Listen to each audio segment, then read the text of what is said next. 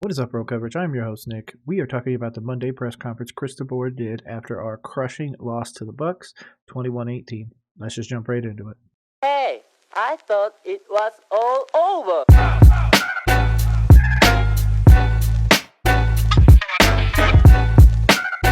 Just in case you guys aren't aware, over here at Roll Coverage, I do breakdowns of the Panthers press conferences on top of other teams' press conferences as well. Check them out on the regular. Let's get this one started. Just got out of the meeting with the team, so addressed a few things, and now looking forward and moving on to New Orleans. So with that, gladly answer any of your questions. From the standpoint of J.C. Horn and his snap. J.C. Horn was on a pitch count. It was confirmed in the last press conference he did where he was in all black.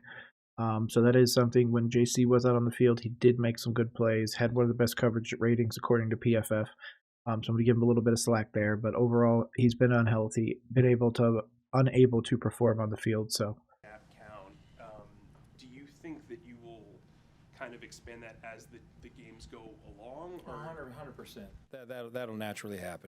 See that? Have the microphone picked in, so this way we could get that. We need this Panthers PR, this Panthers AV, whatever the hell they're called, to be on it. We should be able to hear the reporter clear and concisely. We should be able to hear the coach clear and concisely. There shouldn't be these constant volume changes, so I apologize for that. That's them dropping the ball. That was his first game back. You want to work him right back in there and get him up to speed, and I think that he's recovered nicely. So I do see that happening. What sort of feedback did he give you guys after having played that game, maybe after the game or today? I think he has some natural soreness, just like everybody does, but he's in good spot. Do you think this week, Chris, he might be close to 100% of the snaps, or what do you think? You're talking what are we looking at here, guys? Monday, 12:30. I anticipate him playing quite a bit. I really do. Seems to be just getting pretty softball questions to start. I'm expecting pointed ones to come here soon. But overall, just kind of up there. Seems to be, sort of in his element. Haven't seen the happy-go-lucky guy yet, but we'll see. What happened with Burns? He implied that he said that somebody said something they shouldn't have said. Have you gotten any deeper into that, and is that something that you'll send to the league? Yeah, we've talked about it. We've addressed it, and to be quite honest with you, I'll just keep it with Brian and I. Smart. Don't give anything out. Regardless of how much we'd like to know, I don't think that's something we really need to know. So I appreciate him keeping that in house. Would you send that to the league at all? What was said? We'll go through the proper channels on all that stuff right there. But the one thing, he's one of our really good players. He wishes he didn't do that. I wish he wouldn't have done that. But because we need him, and it's unfortunate that happened. Last year, when you guys went to the Rams after Matt was dismissed, you kind of had like a similar game where there was some operational issues. You guys were trying to feel stuff out. I'm just curious, what did you learn from maybe that game, and then the follow-up build off the rest of the season that maybe you can take into these next 5? Well, I don't know how much operational issues that we had. I don't think we had any delay of games. I think we were dialed in with regards to when we were going to go for it on fourth down and those type of things that you learn. Obviously, it's a little bit of a new setup, and I'm obviously taking a little bit more of a role. Let our coaches coach, and that's what I did. And moving forward, we'll kind of stay with that operation, but I'll definitely be involved.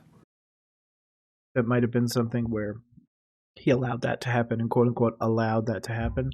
But I do think that David Tepper, most likely, since he is a more meddling owner, probably went to him and said, in a situation like that, I need you to run the ball 3rd and 1, 4th and 1. We need to pick up that first down. We could have won this game. Though you're interim, you still have power and everything like that. You need to be able to exact that power. So with that, I would say that he's given us exactly how he felt in that situation and everything like that. Though moving forwards, I would expect him to personally put his thumbprint on more of the plays, on the scheme, and on the playbook for these last 5 games. So there's something Frank and Thomas did earlier in the season, I think 2 games, was bring Andy in for some 3rd and 1, 4th and 1s. Is that something you guys have talked about potentially looking at again? We haven't talked about any of that at this moment. Would you? Good. I'm sorry, that was one of the worst things that I've ever seen. It's one of the reasons why I honestly eventually got onto the, Frank might not be the best fit for our team, was him putting in Dalton and stuff like that. I felt like it was almost a knock on Bryce. Hey, you're not big enough, strong enough to do any of this stuff, so you just got to kind of sit on the side, little guy. And if that's the case, we shouldn't have taken him.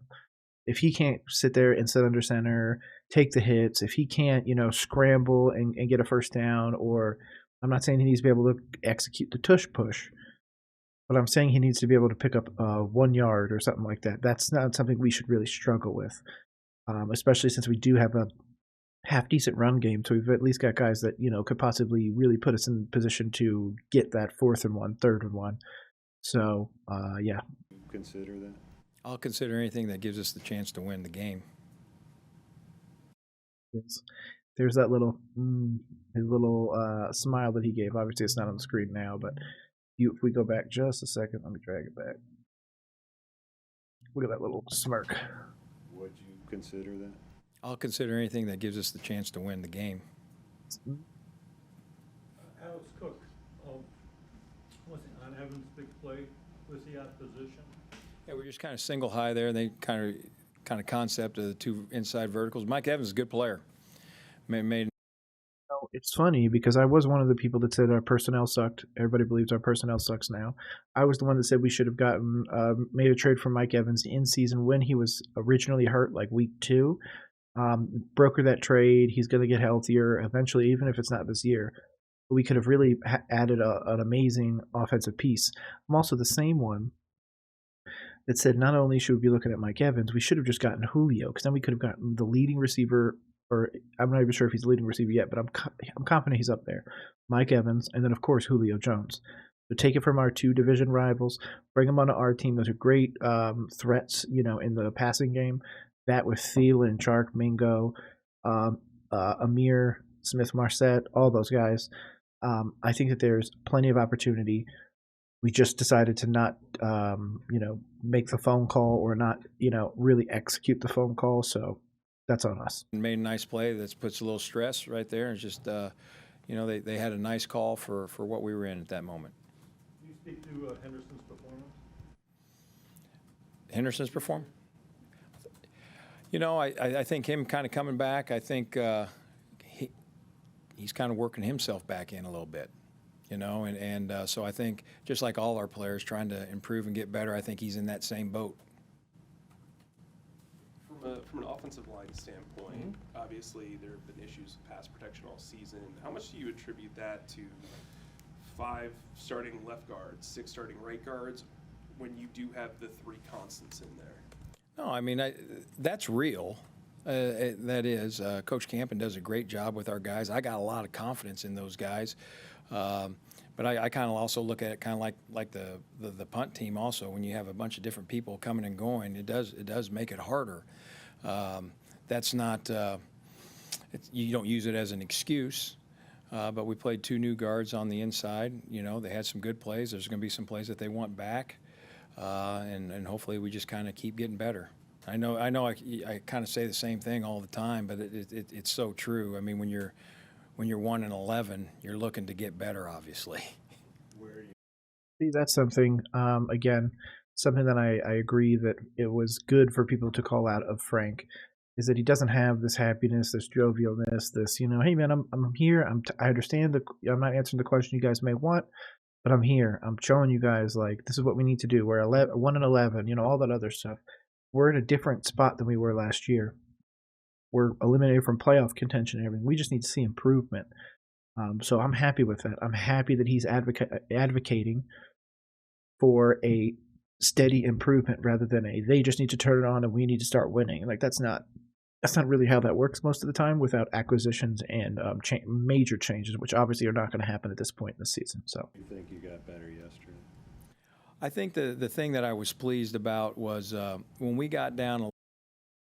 That in right here, we absolutely improved. I thought the offense looked a little bit better. I can't really say better, but it definitely improved. May only be a 1% improvement, but 1% a day is 365% better throughout the year. So I'm happy with that. 11, the wheels didn't come off of the cart. And it kind of, maybe for a second, and we said, hey, guys, there's 11:28 left on the clock. There's a lot of football left. Let's just kind of keep chopping wood. It might not be the prettiest. That's okay. Let's keep playing, give ourselves a chance. And the kids did that. I mean, you get the fourth down conversion, which was a great throw and catch. You get Shark up the sideline right there for Every time he said that, is it shark, like the swimming through Jaws style, or is it chark? I've always said chark, not shark. So maybe I'm just wrong. the big play. You score. You go for the 2-point. It doesn't look good. They make a mistake with a penalty. We flush it, and then we get the 2-point play, and now you're within 3. So maybe it doesn't always look the sexiest, but it was effective, and we were doing it, and we gave ourselves a chance. Then defense goes out and stops. We give ourselves a chance in the last drive to go down and either tie it or win the game. So I was proud of the guys in that area that we were trying to find a way to win the game and not just saying, oh, well, we're down by 11. This is the same old movie. Agree with that. If those players were to come in that situation, like same old movie, this is BS, I'm not going to do it, they don't need to be with the team. I agree with you, Chris. I'm fully behind you. That we won't hear from Thomas Brown till Thursday. By then, you guys will be preparing for the Saints. We share a little bit of insight on the decision to pass on that 3rd and 1 and 4th and 1. The third down play, that's your kind of play action right there, which I think it's a good play. We're getting our good quarterback on the move, stressing a little bit in a situation where you're basically asking why didn't you run the ball. So now you go play action, and to give, like I say, a run pass option. And then the second one, we didn't have a motion there to kind of clean the picture up. But, I think if we convert there, respectfully, you're probably not asking the question. We did not convert, so I do get the question. But I have no problem with the calls there. I got a lot of confidence in our guys, and we didn't get it done. Okay, sometimes, man, you just don't get the plays. You don't win. That's okay. It happens. I'm super, super happy with how we have continued to grow just in this week alone. Like I said, on the field, I wouldn't say it's a measurably better offense, but I do believe that believing in your offensive, defensive coordinators, your special teams, and all of these different position groups, they need to have confidence in themselves, but they also need to be feeling confidence from every level. And I think once we got to a certain point, I'm not going to continue to focus on it, but Frank was defeated, I think, by week 5 or 6. So with that, I like this. Again, I like the happiness. I want more of this. It's infectious. It's helping the team. Hopefully this week against the Saints, which might be Derek Carless, and be running Jameis Winston, who is 0-2 against the Panthers as a starter for the Saints. I think we could escape and get a good win. The one person we really have to watch, though, is going to be Taysom freaking Hill. That dude is electric, so as long as we don't let him break the game, we should have a great chance. Reference the possibility of the wheels coming off the cart. Why do you feel that hasn't happened? Because, as I said, you can handle things two ways, either with character or compromise. I believe in those guys in that room. I just, if you're going to be a pro, you're going to do things right. And I know that we have to hold them to that level, and I know that they'll respond to that because that's who they are. Chris, it seems like Bryce, even at a young age, is taking option A of that either character or compromise sort of thing. What's his level of maturity, and what's the Brow furrow. Again, we watch these breakdowns to see how they're reacting. One of the reasons that I really wanted to start making these breakdowns is because I watched one of the pressers where Frank was being asked a question and he was literally going like this the whole time. And then when he answered, he was like, no, that's not whatever. It's like, okay, I could see you pretty much openly agreeing with it. You're like, yep. And then nothing. And again, the long eye pause is also what he did. So this brow furrow obviously says a lot. I do believe that Bryce is a great character person. That's exactly why I'm not doing breakdowns of his press conferences. He's a rookie quarterback, all that other stuff. Next year, we will do more breakdowns of Bryce Young's press conferences. But right now, he's just in there. He's making the right decision. on the podium. Obviously, in the game, he's had some struggles, especially in the interception department, mainly the pick six department. But at the same time, I'm really happy with Bryce. Again, I was one of those people that really wanted Stroud coming out of the draft, but as soon as we got Bryce, I was super happy. I think he's great, amazingly accurate. I was worried that our personnel wasn't there. That was my concern going into the season, and my concern was confirmed with the performance on the field. So, regardless of the character that Bryce has, until he gets pieces around him, he can't win. Impact that's had on the coaching staff, I guess, from afar, just kind of looking at him as the young leader of this team. Oh, I think he's going through a tough time like we all are. I mean, you don't sign up for this. You don't sign up and say, boy, after 12 games, I'd like to be 1-11. You know, anybody want to sign up for that? But also, I'll say this about the kid. He's a tough. Again, that's the little sideways things, the happy, the little jokes and stuff like that. This is the way to accomplish things. By what is it? You get more honey with, or you get stuff with honey instead of salt. Whatever the quote is, I'm drawing a blank right now. Too much Red Bull too early in the morning. So Tough-minded kid.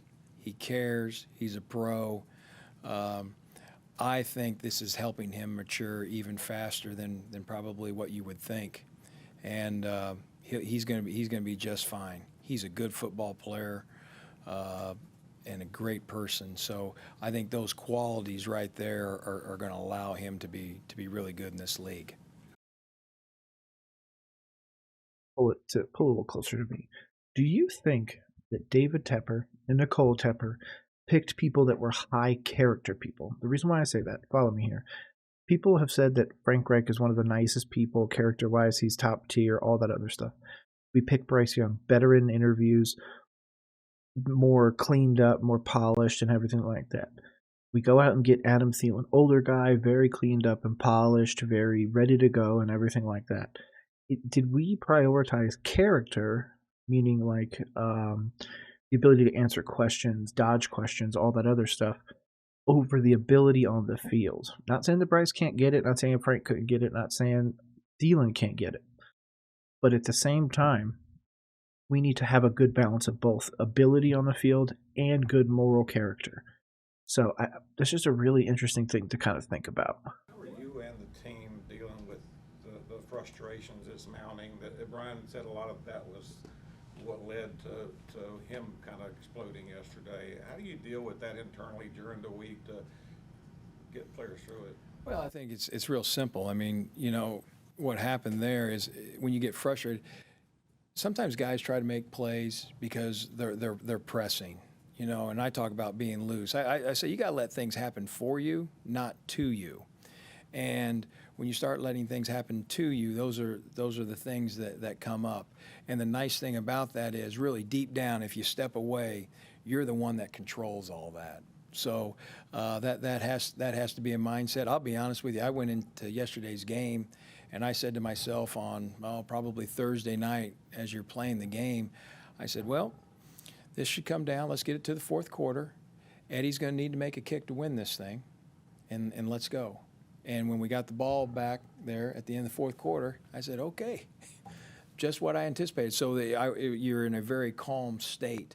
I think you have to think those things through and play it over and over again, and then that way it does allow you to play loose, and because you've already experienced where you're at.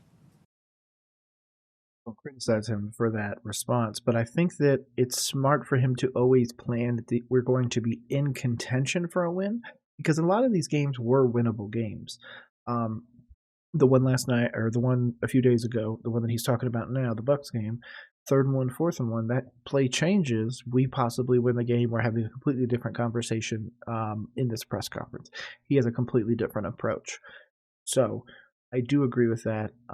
Overall, I'm loving the vibes, Chris. Keep them going. Throughout the week, several guys referenced your ability to interject humor as a way to really just sort of ease the tension. Where does that come from? Not really for sure. The official asked me if I needed anything yesterday. I think he was concerned about me being, you know, first interim game for the Panthers. I told him I was a little hungry, could use a double cheeseburger. But I don't know. I mean, to confirm that. And if a ref has the soundbite, they should absolutely give that up because that's hilarious. Again, this is what we need. We need team building. We need all that stuff. This is going to bring people together. I know it's a stupid little corny joke, but it matters to the players. Once again, it goes back. I know this is a business. I got it. But just as you guys have a job to do, I would assume that your job is fun, that you enjoy going to work. Mine has to be the same way. And I think that's just how you approach it. How would you grade your first game as interim coach? Well, we lost, so not good. I guess you're really only graded by wins or losses. So that's why I have to keep it right there.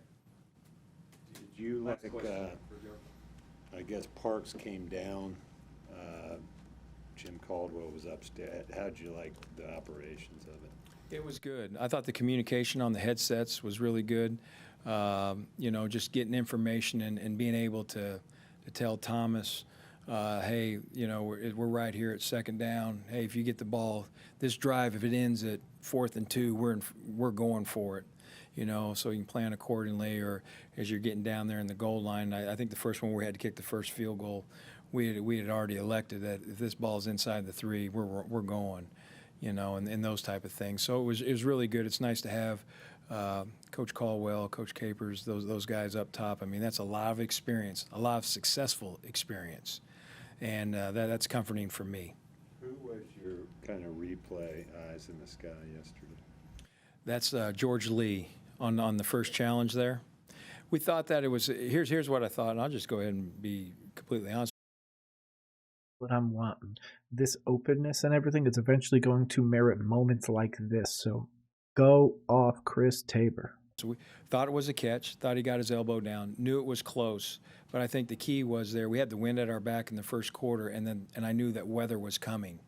So I wanted to keep extending the drive so that the weather obviously got bad, that if the track was going to change, maybe you got an early lead. To help you, and so that's why we threw it early. And the breakdown, Chris, you get an A+ from me, bro. This is what we wanted. Be honest. Tell us how it is, how this team is going to improve, what we're looking like week to week, and your real thought and mindset going into some of these decisions. Frank was pretty open, but he gave us very head coachy answers. This is an honest guy giving honest answers, and for that, I cannot be thankful enough. Thank you, Chris Tabor. I'm going to keep going between Tabor and Tabor because I'm not sure which one is right. Please feel free to correct me down in the comments. Want more breakdowns like this? I do them all the time. This is Bro Coverage. I am Nick. Have a great rest of the day.